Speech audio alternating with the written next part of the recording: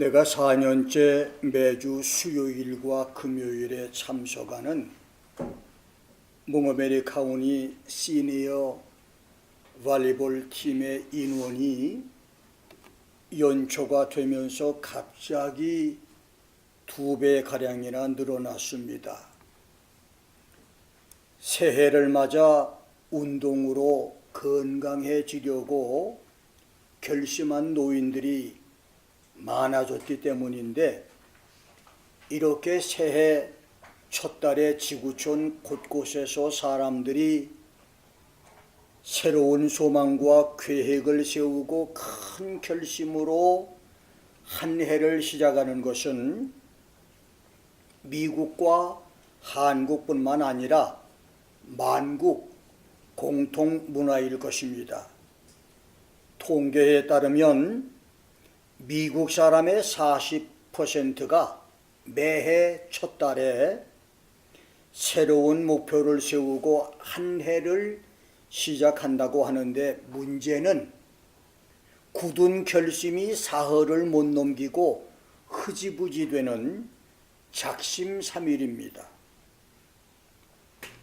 세계적인 경제 전문지 포브스가 스크랜턴 대학 통계학 브레인 연구소의 조사를 인용해 보도한 바에 의하면 새해 목표를 달성하는 비율이 10명 중 한 사람도 안 되는 8%에 불과하다고 합니다. 구체적으로 목표 이행 비율을 살펴보면 첫 번째 난관인 작심삼일을 극복하고 처음 일주일을 넘기는 사람은 77%고 작심 보름은 71%, 작심 한 달은 64%, 그리고 결심 6개월을 넘기는 경우는 46%, 그러다가 결심 1년을 채우는 사람은 8%가 된다는 것입니다. 놀라운 것은 사람들이 포기한 결심과 계획은 실현 가능성이 낮은 특별한 것이 아니라 체중 감량으로 살 빼고 몸매 가꾸기, 지출을 줄이고 절약하기, 스트레스 덜 받고 최대한으로 인생 즐기기, 가족과 더 많은 시간을 보내기, 외식을 줄이기, 금연, 금주, 정리정돈하기, 스마트폰 중독 벗어나기 등 누구나 시도해보는 흔한 도전이라는 것입니다. 그럼에도 결심 1년을 채우는 사람은 100명 중에 불과 8사람인 8%밖에는 안 된다는 것입니다. 그래서 인간은 나약한 존재, 유혹에 넘어지기 쉬운 존재, 작은 결심까지도 하나님이 도와주셔야 성취가 가능한 존재입니다. 2017년 1월 1일에 나는 2017년과 18년 2년 동안에 성경 300독을 결심하고 일생일대에 도전을 했었습니다. 이것은 평균 5일에 신구약 성경을 2번 읽는 도전이었습니다. 그 결심 계획은 2017년 10월 말 내가 캄보디아 동남아 선교 2주 동안까지 한치의 실수 없이 진행이 됐지만, 외국 선교를 마치고 돌아와 시간차 조절 실패로 2017년은 130독으로 맞춰야 했습니다. 그래서 2018년은 더 마음을 다잡고 전년에 이루지 못한 양까지 채우는 결심으로 도전을 해서 마침내 300독을 정복을 했습니다. 작년 10월에도 러시아 선교 계획이 있었는데, 그래서 항공권까지 준비를 다 마쳤다가 2017년의 실패를 생각하고 선교를 연기하고 성경 읽기에 올인해서 목표를 달성했습니다. 그러한 성경 다독 중에도 하루에 한 번 성경을 읽는 축복을 2017년에는 12번, 18년에는 7번 받은 것은 평생 잊을 수 없는 은혜 경험인데, 사실 지난 2년은 나의 50년 목회 중에서 가장 견디기 힘든 영적 싸움의 세월, 최악의 시련 시간들이었었습니다. 금년 2019년에는 새로운 도전으로 정독과 다독을 함께하는 50번 이상의 성경 읽기를 시작을 했습니다. 처절한 영적 싸움 중에도 나의 도전은 멈추지 않을 것입니다. 그래서 하나님이 주시는 새로운 말씀의 비밀과 은혜를 계속해서 여러분과 지구촌에 전달할 것입니다. 저는 오늘 수냄 여인의 축복 비밀이라고 하는 제목으로 여러분과 함께 은혜를 나눕니다. 오늘 설교는 히브리어 원문 번역본 성경을 정독하다가 번쩍이는 내성병력처럼 나를 깨닫게 해준 말씀 강론으로 본문은 아이를 낳을 수 없었던 수냄 여인이 하나님께 받은 자녀 생산의 축복, 죽었던 아이가 다시 살아나는 기적, 7년 흉년을 피해서 엘리사가 내가 우리를 위하여 7년 흉년을 피해서 살아난 기적들의 축복 비밀을 기록한 말씀입니다. 이러한 수냄 여인의 축복은 13절에서 엘리사가 내가 우리를 위하여 생각이 주밀하였다. Behold, you have been careful for us with all this care. 보라, 내가 이러한 관심과 보살핌으로 우리를 소중하게 여겼다. 우리를 조심성 있게 보살폈다고 하는 말에서 시작이 됩니다. 이 말은 뜨거운 뙤약볕에서 땀을 흘리며 순회 전도를 다니는 대머리 선지자 엘리사를 자기 집으로 모셔 지극정성으로 섬긴 것을 칭찬하고 감사한 엘리사의 말인데, 그것 때문에 수냄 여인이 놀라운 복을 받게 됐다는 말씀입니다. 엘리사가 여인에게 우리를 위한 너의 생각이 주밀했다. 이 말은 여기서 주밀했다고 하는 말의 히브리어 하라데트란 말은 상대를 존경하는 마음에서 행동이 조심스럽고 빈틈이 없이 치밀한 것을 의미하지만, 원문의 뜻은 내가 우리에게 이 모든 떨리는 일, 트렘블링, 떨리게 하고 전율케 하고 두렵게 하며 흔들리게 하는 일을 했다는 의미입니다. 수냄 여인이 엘리사와 그 종 게하시에게 한 일들이 엘리사를 전율케 한 일, 살떨리게 한 일, 마음을 두렵게 할 정도의 일이었다는 말입니다. 바로 그것이 수냄 여인이 축복을 받은 비밀이었습니다. 이제 수냄 여인의 축복 비밀을 알아봅니다. 첫째, 수냄 여인이 받은 축복들입니다. 8절에서 수냄의 한 귀한 여인이 있었다. There was a great woman in 수냄. 이 말은 여기서 귀하다고 하는 말, 히브리어 게돌라라고 하는 말은 위대한, 존귀한, 키가 큰 이라고 하는 뜻인데, 존귀한 여인은 부요한 여인, 위대한 여인이라고 하는 의미로 남편 덕택에 부자가 된 존귀한 귀부인을 가리킵니다. 유대 랍비들의 유전에 의하면 이 수냄 여인은 다윗의 8번째 부인이었던 아비삭의 여동생이면서 선전자 이또의 아내로서 이 수냄 여인은 100년이 넘도록 살았다고 합니다. 어느 날 수냄 여인은 항상 우리 집에 오시는 분은 하나님의 거룩한 사람이신데, 우리가 그분을 위해서 평지붕 위에 방을 만들고 침상과 책상과 의자와 촛대를 준비해 드리자며 남편에게 부탁을 해서 남편은 많은 돈을 들여서 집을 새로 고쳐서 리마들링을 했고, 여인은 엘리사에게 안락한 휴식처를 제공하고 필요한 모든 것을 다 준비하여 선지자를 편하게 모시고 섬겼습니다.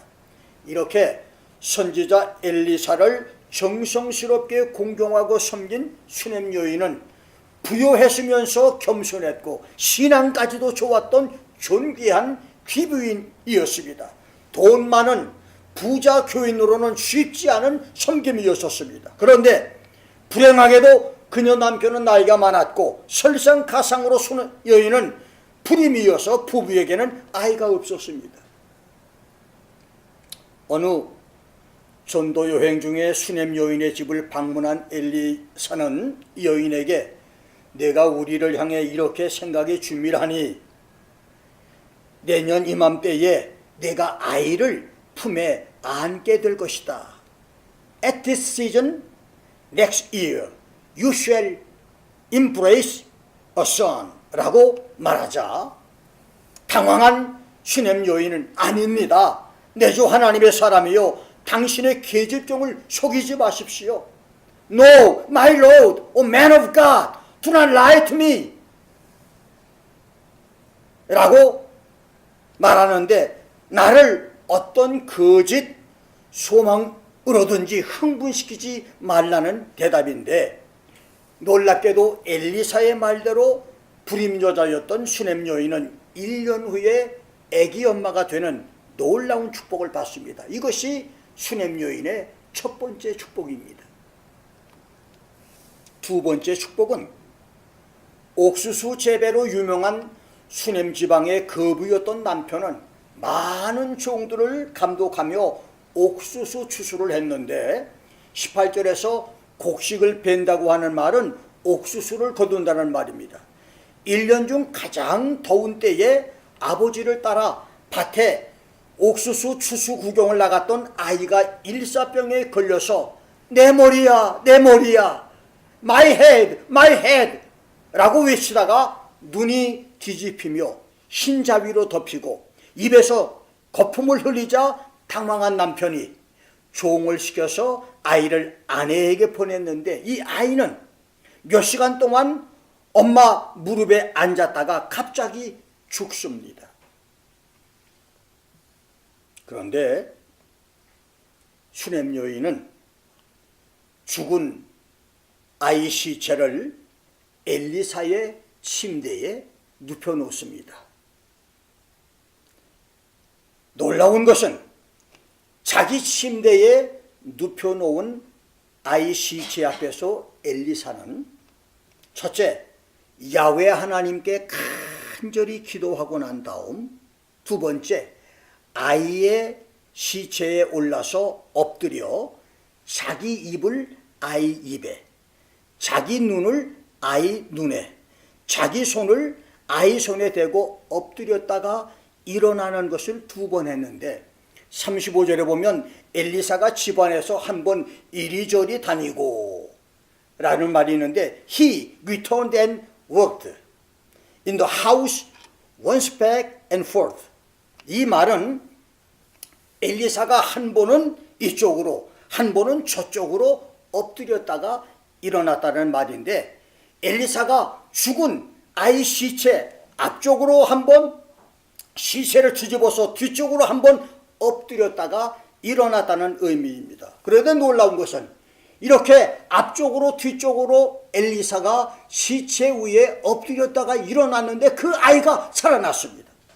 이것이 수넴 여인이 받은 두 번째 축복입니다.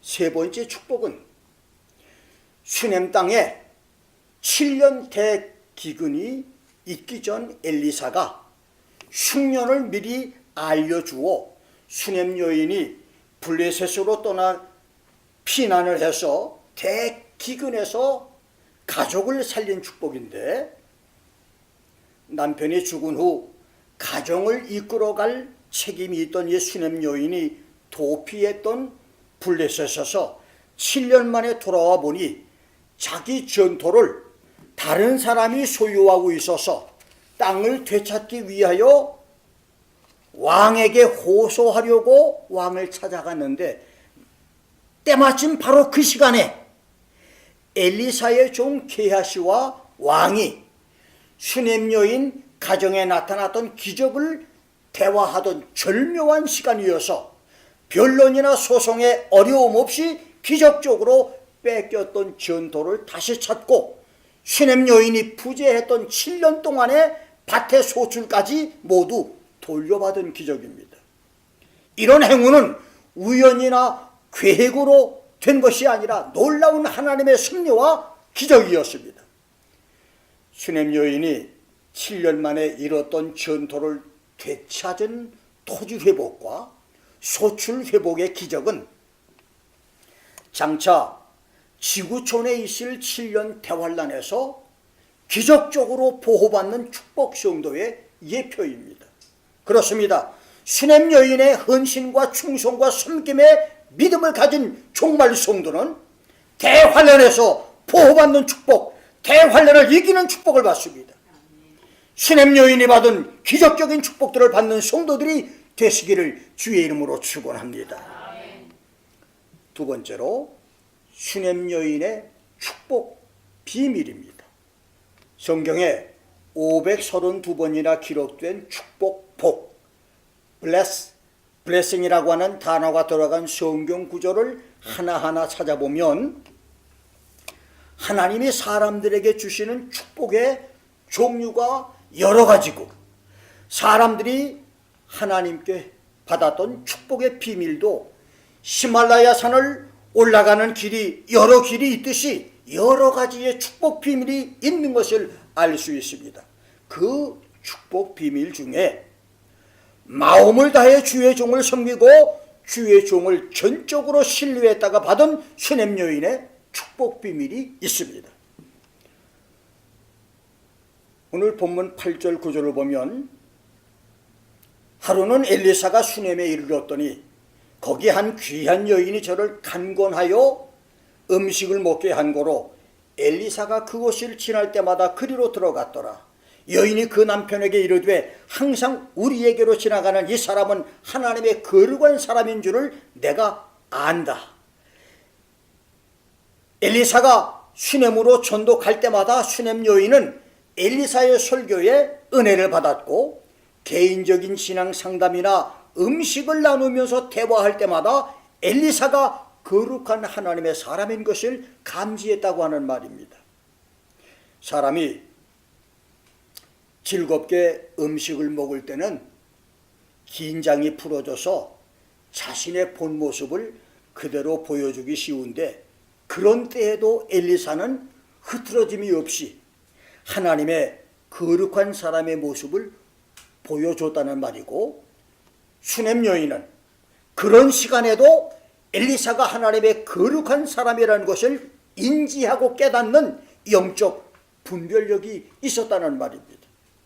그래서 주의 종을 통해서 복받는 성도가 되기 위해서는 먼저 주의 종 목사는 밥 먹는 장소에서라도 하나님의 거룩한 사람인 것과 이것을 말과 행동으로 보여주는 경건이 있어야 되고 성도는 주의 종의 내면 인격이 그가 하나님의 거룩한 사람인 것을 영적 분별력을 가지고 알아야 된다는 말입니다. 그 다음 13절입니다. 내가 이같이 우리를 위하여 생각이 주밀하도다. You have been careful for us with all this care. 내가 이러한 관심과 보살핌으로 우리를 소중하게 대해 주었다. 내가 이렇게 우리를 존경하는 마음으로 조심성 있게 보살폈다. 이 말의 히브리어 원문 번역은 내가 우리에게 이 모든 떨리는 일을 했다라고 하는 말입니다. 그렇습니다. 슈넴 여인은 엘리사를 떨리게 하는 트렘블링, 충격으로 마음 졸이고 떨리게, 좋은 근심으로 마음이 흔들리게, 엘리사의 살이 떨리는, 엘리사를 전율케 하는, 엘리사를 두렵게 하는, 엘리사가 흔들리게 하는 일을 함으로 하나님의 축복을 받았다는 말입니다. 그리고 수넴 여인은 아들이 죽었을 때 엘리사가 종 게하시에게 내가 나의 지팡이를 들고 가서 죽은 아이 얼굴에 지팡이를 올려놓으면 살 것이라고 하는데, 그 말을 들었던 수넴 여인은 나는 결코 당신을 떠나지 않겠습니다. I will not leave you. 열왕기하 4장 30절에서 이런 고백을 합니다. 이것은 주의 종 선지자를 전적으로 신뢰했다는 말입니다. 이렇게 했을 때 죽은 아이가 살아나는 기적을 체험한 것입니다. 수넴 여인처럼 주의 종 목사의 마음이 떨리도록 하나님을 섬기고 전인격적으로 신뢰함으로 하나님의 축복을 받는 여러분 되시기를 주의 이름으로 축원합니다. 자, 그렇다면 주의 종들을 떨리게 하는 성도들의 섬김은 어떤 헌신일까요?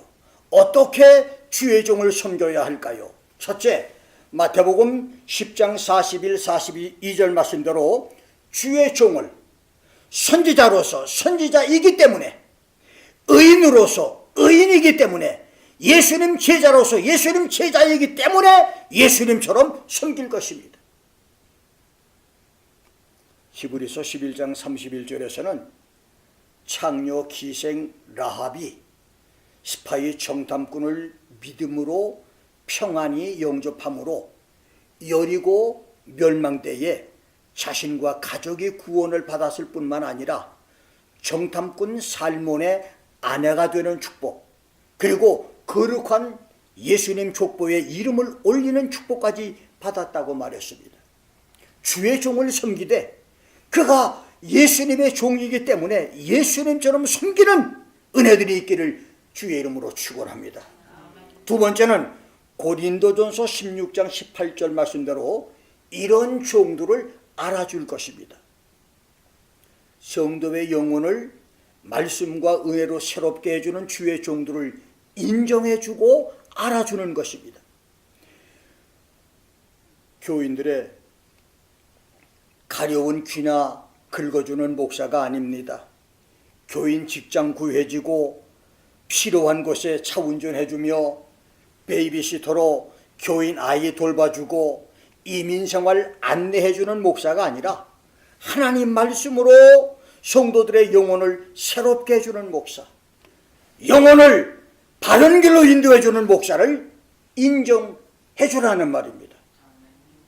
세 번째, 갈라디아 6장 6절과 디모데전서 5장 17절 말씀대로 가르침을 받는 사람은 말씀을 가르치는 자와 모든 좋은 것을 함께할 것이다. Share all good things with him who teaches. 말씀과 가르침에 수고하는 종들을 배나 존경할 자로 알고 존경할 것이라고 했습니다. 이 말씀은 목사들과 좋은 일, 기쁜 일을 함께 나누라는 말이고, 목사들을 존경할 자로 알아서 목사들에게 물질적 지원을 부족함이 없이 해주라고 하는 말씀입니다. 내가 아는 한국의 어느 의사 장로는 담임 목사가 1년에 한두 번 필리핀 선교를 가는데, 그때마다 담임 목사의 항공료와 호텔비와 체류비용 일체, 3, 4일간의 필리핀 현지 선교사 400~500명의 숙박비와 세미나 경비. 동남아 선교를 가다가 보면 세미나에 참석하는 사람들의 가난한 사람들이 오기 때문에 그들 차비를 다 대줘야 됩니다. 왕복 차비를 다 대줘야 돼요.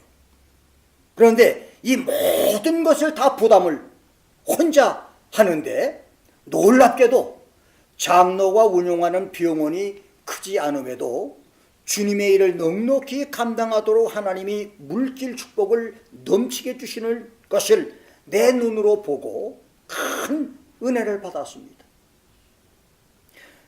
담임 목사도 그랬겠지만 나는 장로의 병원을 신방하고 그에게 저녁 대접을 받으면서 그의 간증을 듣고 내 살이 떨리고 온몸이 전율하는 그런 은혜를 받았습니다. 이 작은 병원에서 그 엄청난 돈을 다 자기 혼자 부담하고 자기 혼자 충성을 다하는 모습을 보고 내가 막 살이 떨릴 정도로 은혜를 받았습니다. 네 번째는 히브리서 13장 17절, 베드로전서 5장 5절을 말씀대로 주의 종들이 즐거움으로 하나님의 일을 할 수 있도록 주의 종들에게 순종하고 복종해라, 순복하라고 말했습니다. 주의 종 목사님이 큰 죄를 지었거나 이단에 빠지지 않는 한 어떤 경우에서도 목사 마음을 아프게 하거나 근심시키지 말아야 합니다.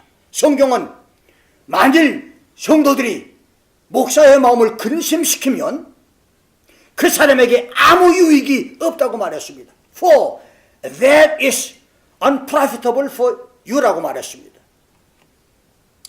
다섯 번째로 데살로니가전서 5장 12절 13절대로 주의 종들의 수고를 알고 사랑 안에서 가장 귀하게 여길 것이다. You esteem them very highly in love. 그렇습니다. 성도들이 수냄 여인의 복을 받으려면 주의 종들의 수고를 알아주고 사랑 안에서 가장 귀하게 여길 것입니다. 내 경우를 예로 든다면 나는 여러분이 여러분 문제, 가정이나 사업이나 자녀, 건강이나 결혼 문제를 기도하는 것보다 여러분보다 더 깊이, 더 간절하게, 더 애절하게, 더 많은 시간을 기도합니다. 여러분이 여러분 문제를 놓고 10분을 기도하면 나는 여러분 문제를 놓고 20분, 30분을 기도할 거예요. 이게 주의 종이에요. 그래서 기술자가 5분, 10분, 1시간 고장난 기계를 만져 고치고 난 다음에 수고비를 몇만 달러를 청구해도 속으로는 도둑놈이라고 말할지언정 겉으로는 아무 말 못하고 요구하는 대로 주어야 하듯 고린도전서 9장 11절에서 바울이 말한 것처럼 성도들에게 신령한 것을 뿌리는 주의 종들이 육신의 것을 거두는 것, 교회마다 형편이 달라서 플러스나 마이너스로 지나치게 무리한 것은 안 되지만 교회 형편 따라 책정한 성역비를 받는 것이 과하다고 비난하지 말아야 된다는 겁니다.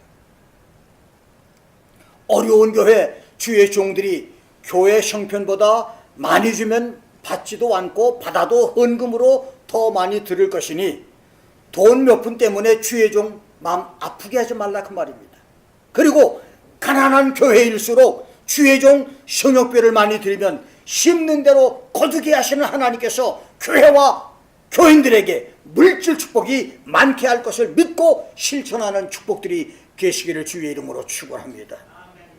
여섯 번째는 무엇보다도 성도들은 주의 종을 위해서 기도해야 됩니다.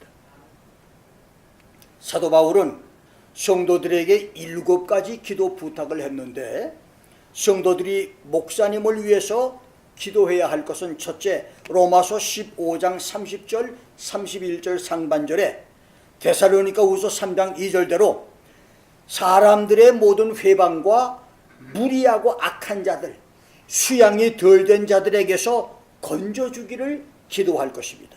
두 번째는 로마서 15장 31절 하반절대로 성도들에게 호감을 받는 목사 되기를 기도할 것이고, 세 번째로 빌립보서 1장 19절과 빌레몬서 1장 22절대로 여러 가지 위험과 위기에서 건져주시기를 기도할 것입니다.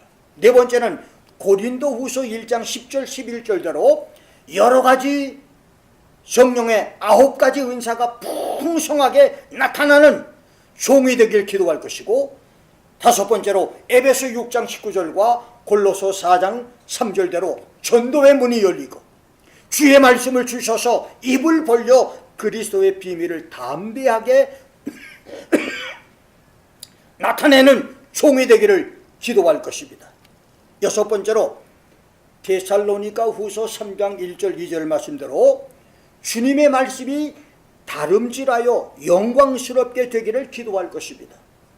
마지막 7번째로 히브리서 13장 18절 19절 말씀대로 교회와 목회가 부흥되는 모든 일에 방해 요소들이 제거되기를 기도해야 할 것입니다. 영국의 스펄전 목사나 미국의 D.L. 무디 목사에게는 자기 예배를 일찍 드린 1000명, 2000명의 기도 용사들이 교회 지하실에서 목사님이 하고 있는 설교를 위해서 기도했었습니다. 한국의 여러 교회 집사 권사들은 요일마다 당번을 정해서 목사의 주일 설교를 위해 기도하고, 작은 교회 집사 권사 중에는 목사의 주일 설교를 위해서 금요일 철야나 토요일 금식 기도를 하는 교회도 있습니다.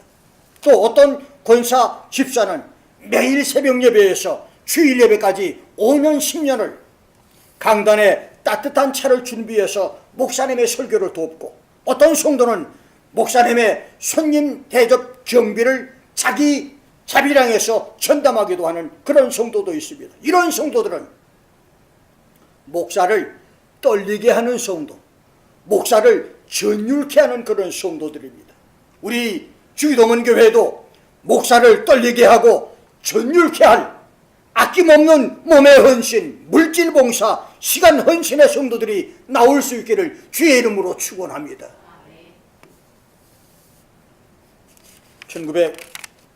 1968년 교회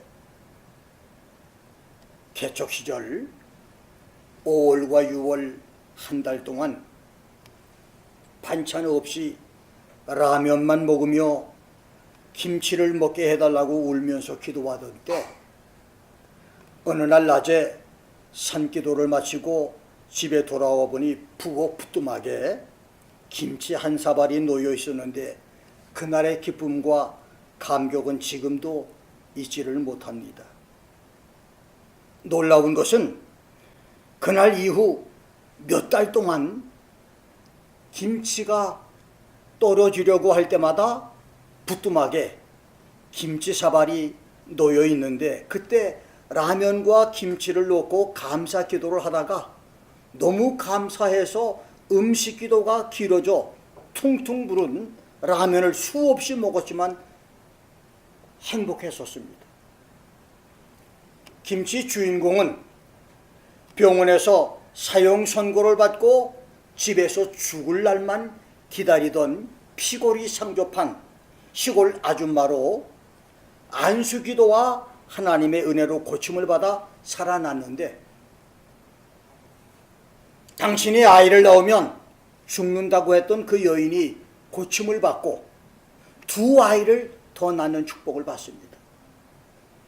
김치로 시작을 해서 옥수수와 고구마로, 11조와 감사로, 그리고 남편과 이웃들의 핍박과 박해 중에서도 변함없는 철야와 금식기도, 목사 섬김으로 내 마음을 놀라게 하고 나를 전율케 했던 집사가 됐습니다.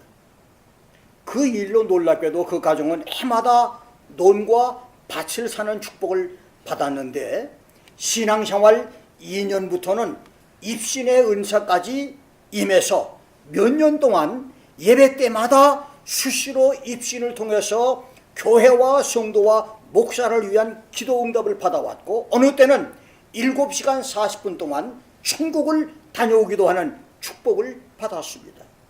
김치로 나를 놀라게 한 이 여집사의 간증입니다. 여러분, 어마어마한 재산을 드리고 엄청난 헌금을 드려야만 목사가 놀라는 것은 아닙니다. 김치 한 그릇도 목사의 마음을 전율케 하는 그런 신앙이 될 수 있어요.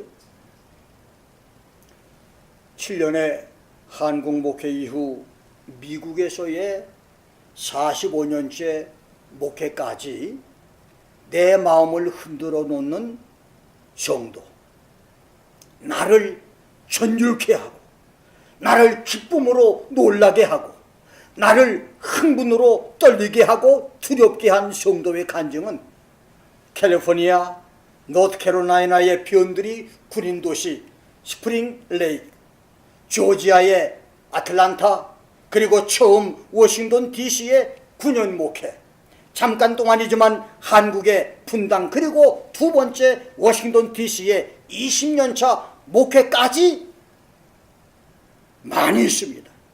그들은 영적으로 물질적인 헌신 봉사와 거룩한 충성으로 김 목사를 떨리게 했던 성도들입니다. 그들에게 이 땅에서 풍성한 물질의 축복과 가정과 사업의 축복, 그리고 대환란 날에 보호받는 축복까지 넘치기를 주의 이름으로 축원합니다. 한 교회에서 5년 10년 목회를 하게 되면 목사를 떨리게 하는 진국 성도, 목사까지 놀라게 하는 진짜 성도들을 만나게 되는데, 목사는 그런 성도를 볼 때 목회의 보람을 느끼고 삶의 의욕도 생기며 목사가 된 자부심도 생기고 천국의 기쁨과 희망을 갖게 됩니다. 지금 여러분은 목사를 기쁨과 감격으로 떨리게 하는 성도입니까? 아니면 목사가 여러분을 생각하면 괴로워서 잠을 이루지 못하도록 고민하며 마음을 떨게 하는 그런 성도이십니까? 청주의 어느 권사는 교회에서 살다시피 밤마다 철야 기도를 하고 극한 가난 중에서도 교회 강단과 긴 의자, 교회 선풍기와 난로를 준비하더니 하나님의 축복으로 5남매 중에서 2아들은 목사가 되고 3딸은 목사 사모가 되는 복을 받더라고요. 워싱턴의 어느 교회 집사는 자기는 벤츠를 타는데 목사님이 토요타를 타는 것이 죄송하다며 목사에게 벤츠 500을 사드렸는데 축복을 받아서 사업이 너무너무 잘 되자 11조와 헌금을 남들보다 훨씬 더 많이 드리고 있습니다. 3, 4년 전에 어느 교회에서 매주 한 번씩 목사 14명, 5명이 모이는 모임이 있었는데, 그때 그 교회 여집사가 1년이 넘도록 모일 때마다 귀한 음식을 준비해서 목사님들을 대접하는 것을 보고 내 마음이 떨렸던 적이 있었습니다. 담임 목사의 말은 이 여집사가 남들처럼 돈 많은 부자도 아닌데 자기 돈을 들여서, 사실 그때 그 음식 준비한 걸 보니까 매 끼마다 정성을 다해서 준비한 그 음식값이 적은 돈이 아니었습니다. 매 끼마다 이렇게 목사님들을 공개했는데 놀라운 것은 그가 주의 종들을 섬기고 얼마 후에 움직이는 병원처럼 질병이 많았던 이 여집사의 질병들이 깨끗이 고침을 받았고 아들이 공부를 잘해서 좋은 대학에 들어갔으며 이 집사는 일은 적으면서 수입이 많은 좋은 직장을 얻는 축복을 받아서 헌금 드리는데 교인 중에서 많이 드리는 성도 가운데 한 사람이 되었다고 하는 간증입니다. 살떨리는 간증입니다. 이런 살떨리는 흥분되는 간증은 얼마든지 있는데 여러분들은 과연 어떤 성도이십니까? 여러분들은 김 목사의 살떨리게 하는 신앙의 사람입니까?